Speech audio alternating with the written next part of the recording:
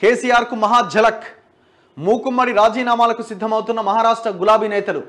లోక్సభ ఎన్నికల్లో పోటీపై క్లారిటీ ఇవ్వని అధినేత. ఇప్పటికే దిలీప్ గోరే రిజైన్. అదే బాటలో మిగతా నేతలు. ఫోన్ చేసినా స్పందించని కేసీఆర్ అట.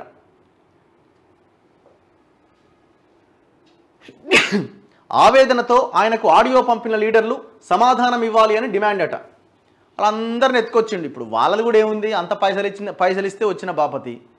ఈయనకు కూడా తెలుసు పైసల కోసం వాడినే భయ్ అయిపోయింది. బీఆర్ఎస్ అన్నాడు. ఇప్పుడు బీఆర్ఎస్ని టీఆర్ఎస్ చేయాలన్న ఆలోచనలో ఉన్నాడు. ఎందుకంటే కార్యకర్తలు నాయకుల నుంచి డిమాండ్ వస్తున్నది.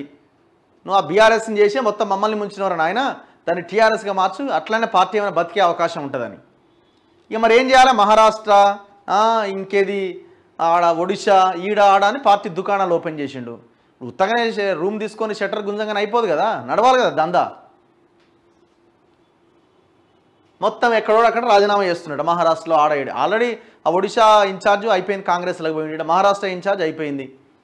ఇక మిగతా కిందున్న వాళ్ళు కూడా చూస్తున్నారు ఏమన్నా వస్తాడా, ఏమన్నా పైసలు బాగున్నాయట, తెలంగాణ ప్రజల నుంచి దోపిడీ చేసిన సొమ్ము ఈ ఎలక్షన్లో వాడితే గట్టిగా నాకే అవతల పడేద్దామని. పోతలేడు, మెసేజ్లు పెడుతున్నాడు ఏమైనా వస్తలేవని. చెప్పు ఇరిగింది నేను లేవలేకపోతున్నా అని చెప్పు. లేకపోతే మళ్ళీ బస్సులు కట్టుకొని పో. అప్పుడు మామూలు డ్రామానా? బస్సులు కట్టుకొని పోలీసురుడు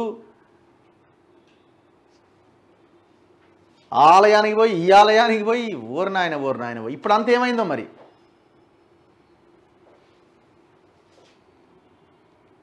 ఈమెను పంపొచ్చుగా అక్కడ.